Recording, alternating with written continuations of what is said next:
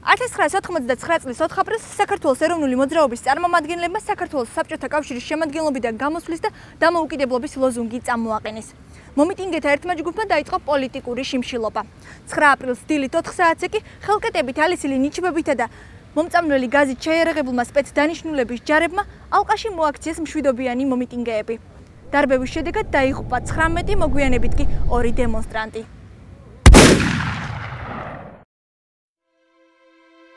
$1999 წლის 9 აპრილს თბილისში დატრიალებული ტრაგედიის ამსახველი მხოლოდ რამდენიმე ფირი შემორჩა. დანარჩენი გადაღებული ვიდეო არქივი კი დღემდე არ იცის სად გაქრა. გივი ნახუცრიშვილი მაშინ თბილისში ცხოვრობდა და სატელეგრაფო სააგენტოში მუშაობდა, საიდანაც ეროვნული მოძრაობის გაძლიერების შემდეგ პროტესტის ნიშნად წამოვიდა. დღეს ფოტორეპორტიორი იხსენებს, რომ ყველაფერი მთავრობის სახლის წინ აფხაზეთის ავტონომიის ლოზუნგის გაუქმებით დაიწყო, რომელიც მოგვიანებით საქართველოს დამოუკიდებლობის აღდგენის მოთხოვნამ დაჩრდილა. მიუხედავად საბჭოთა ჯარების მიერ გამოჩენილი სისასტიკისა და სისხლისღვრისა აღფრთოვანებულია ყველა იმ უიარაღოთ მებრძოლი ქართველით, რომლებიც მაშინ საკუთარი ქვეყნის ღირსებას იცავდნენ. 9 აპრილამდე მე მუშაობდი, მე ვიყავი ჟურნალისტი, როდესაც დაიწყო ეროვნული მოძრაობა, მაშინ საკიფროში მუშაობდი, ანუ სხვანაირად ვთქვათ, ტასი, ტელეგრაფное агентство Советского Союза, ესე ერქვა, სატელეგრაფო სააგენტო.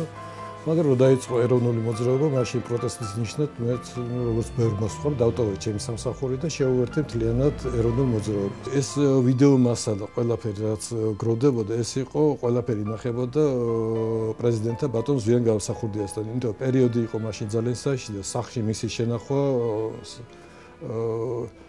უბრალოდ რო ენახათ ეს მასალა, ჩემთან მე კი თქვათ იმდენი არაფერი, მაგრამ იჭერდნენ ხალხს, რომელიც მონაწილეობას ღებულობდა ამ აქციებში.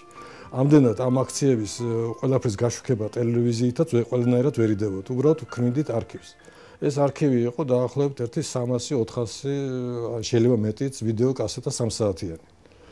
და როცა მოხდა პუჩისტების მიერ სახელმწიფო გადატრიალება და ბატონი ზვიადი წავიდა გროზნოში, ეს ყველაფერი მასალა წავიღეთ გროზნოში, იქ ინახებოდა. და შემდგომში მოხდა თქვენი ცნობილი მოვლენები, შემოიჭრა რუსეთის არმია გროზნოში და ნუ რაც კი მასალები იყო ყველაფრიანად ამჟამად ალბათ მოსკოვის საცავებში ინახება.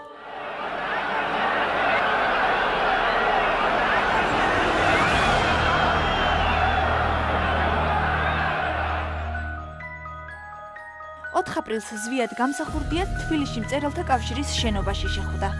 მაშინ გადაწყდა, რომ ბათუმელი პოეტი საქართველოს პარლამენტში მოსახვედრად მშობლიურ ქალაქს უნდა დაბრუნებოდა. ბათუმში ჩამოსულს კი გულმა ვერ მოუთმინა და 9 აპრილს თბილისში მაინც ჩაფრინდა. ვახტანგ ღლომს ყველაზე მწარედ მტყვის ხმა ახსოვს, რომლითაც ახალგაზრდა სტუდენტი გია ქარსელაძე შეიარაღებულმა რუსმა სამხედროებმა მის თვალწინ მოკლეს. 9-ში ჩავფრინდი მე დილით თბილისში. ჩავჯექი ტაქსით და მივდივართ სახლებისკენ, ქალაქისკენ, აეროპორტიდან და ტაქსის მძღოლს ვეკითხები, მაინტერესებს პერიპეტიები, რა ხდება დედაქალაქში, ტელევიზორში ვუყურებ, რა თქმა უნდა, ტელევიზიით ჩანს ეს ყველაფერი, მაგრამ მან მითხრა, რომ იქ აღარავინ აღარ არისო, წუხელისო, ყველა ხალხი დაშალესო. უნივერსიტეტთან იყო დეიდასთან ჩემი მეუღლე და ჩემი შვილი, უმცროსი შვილი მამუკა და მე გეზზე ავიღე, რა თქმა უნდა, იქეთკენ, როდესაც გამიღეს კარი, ჩემი მეუღლე და დეიდამისი კივილის შემოგება, რომ წუხელის ბავშვები დახოცეს. ეს იყო ჩემთვის შოკის მომგვრელი, ნუ დავტოვე ჩანთა და მაშინვე ამოვედი გარეთ. მოვედი უნივერსიტეტთან, მახსოვს, უამრავი ხალხი იყო და თანდათან ემატებოდა. და გზაში ფილარმონიასთან ხდება ასეთი რამ. კომენდანტის საათი იყო, მოგეხსენებათ მაშინ და ერთ-ერთი ჯარისკაცი მოდის მანქანა, ნივა, თეთრი ნივა, თუ არ ვცდები, თეთრი იყო, მოდის ნივა და ეძახის, რომ გააჩერეთ რუსულად. და ეს ნივა არ ჩერდება და უცებ მესმის გასროლის ხმა. და ამ ნივამ ნელ-ნელა ეს გააჩერდა და მივარდით თავგადაკიდული ახალგაზრდა ძალიან სიმპათიური ბიჭი გასისხლენები და ეს იყო ზუსტად ის ქარსელაძე, ვინც მოკლეს ფაქტიურად და მანქანაც გაჩერდა ფაქტიურად. იქ სასწრაფოს გამოძახება ეს მთელი ამბავი, მაგრამ სიცოცხლის ნიშანწყალი არ ეტყობოდა. მე არ ვამართ რომ საშიშროება რეალურია. ეროვნული მოძრაობის პოლიტიკური მოთხოვნები კომუნისტური ხელისუფლებისთვის იმდენად მიუღებელი იყო, რომ მთავრობასა და ეროვნულ მოძრაობას შორის მდგომარეობა უკიდურესად დაიძაბა. თავისუფლებისთვის მებრძოლი ხალხის ლტოლვა დამოუკიდებლობისთვის დედაქალაქს გასცდა. 15 აპრილს დაგეგმილ საპროტესტო აქციისთვის ვახტანგი ბათუმში დაბრუნდა.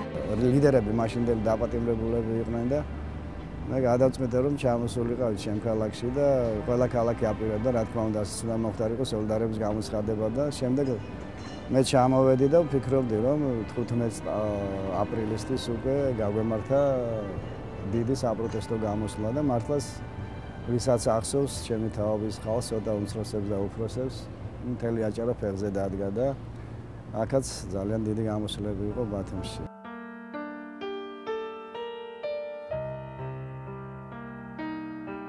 1989-1991 წელს საქართველოში განვითარებულ მოვლენებს დღემდე არაერთი ისტორიული ნაშრომი მიუძღვნა. უჩა ოქროპირიძის ერთ-ერთი ბათუმელია, რომელიც თბილისში განვითარებულ მოვლენებს ბათუმიდან გამოეხმაურა. ისტორიკოსი იხსენებს თუ როგორ გაიარა მეგობრებთან ერთად მთელი ბათუმი ეროვნული დროშით ხელში და როგორ მიიღო მონაწილეობა უნივერსიტეტის ეზოში გამართულ მიტინგში, რომელიც ხელისუფლებამ მცდელობის მიუხედავად ვერ დაშალა. ფიქრობს, რომ 1989 წლის 9 აპრილს საპროტესტო გამოსვლებმა საქართველოს კომუნისტურ ხელისუფლებას საბოლოოდ გაუტეხა სახელი, რის შემდეგაც გამარჯვებულმა ეროვნული მოძრაობის ლიდერმა ზვიად გამსახურდიამ 1991 წელს სიმბოლურად ისევ 9 აპრილს აღადგინა საქართველოს დამოუკიდებლობა. დილას გავიგე ამის შესახებ. მე მთელი მაშინ ცხოვრობდი ჯავახიშვილის ქუჩაზე, მთელი ბათუმი ფეხით გავიარე.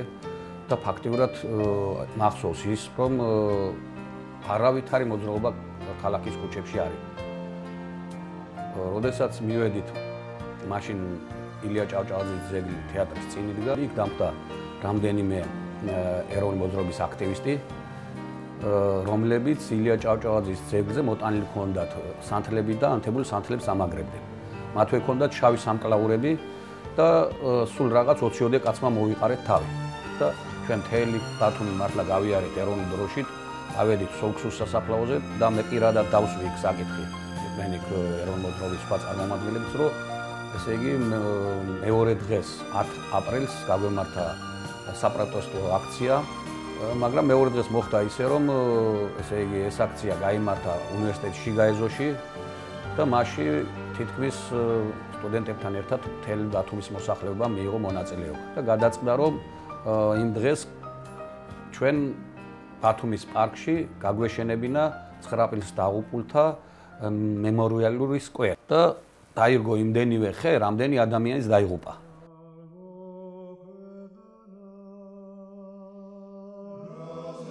წლები გავიდა, თაობები შეიცვალა და დღეს უკვე 9 აპრილის სისხლიანი ტრაგედია ახალგაზრდებისთვის სათუთი თემაა.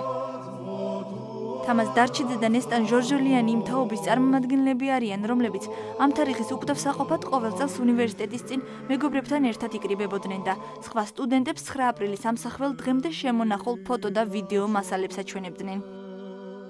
ფოტოები, რომელიც მე ახლა მიჭირავს, ასახავს იმ ტკივილს და იმ გამოძახილს, რაც 9 აპრილს ჰქონდა ჩვენს ქალაქში. ეს არის ჩვენი მამების თაობა, ჩვენი უფროსი თაობა, რომლებმაც ეს ყველაფერი გადაიტანეს. ეს არის საქართველოს დამოუკიდებლობისთვის ბრძოლის ერთ-ერთი დიდი ეტაპი და როგორც მერაბ კოსტავა იტყოდა, ერთ-ერთი ყველაზე უბრწყინვალესი მომენტი საქართველოს ისტორიაში.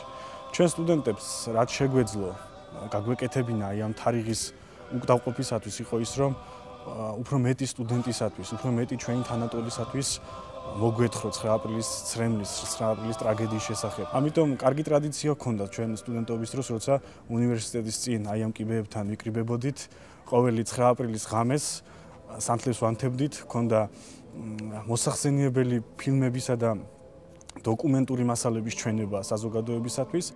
ყველაზე კარგად მახსოვს 9 აპრილის ტრაგედიიდან გასული 40 დღე. მე მაქვს ახლა ფოტო, რომელიც გადაღებულია 9 აპრილის ცრემლთან. აი აქ ბულვარში, სადაც ახაც დგას 9 აპრილის ცრემლი. როცა 9 აპრილის ტრაგედიიდან გავიდა 40 დღე, მამამ მიგვიყვანა მაშინ. აქ უამრავი ადამიანი იყო შეკრებილი და გვიხსნიდა თუ რა მოხდა იმ დღეს საქართველოში, როგორ შეეწირა ამ ფაქტს ჩვენი თანამემამულეები და რომ ყოველ 9 აპრილს ჩვენი მისია და მოვალეობა არის ის, რომ მივიდეთ ამ 9 აპრილის ცხრილთან და მივაგოთ პატევით დაღუპულთა ხსოვნას. 1999 წლის 9 აპრილს დატრიალებული ტრაგედიიდან ზუსტად 23 წელი გავიდა.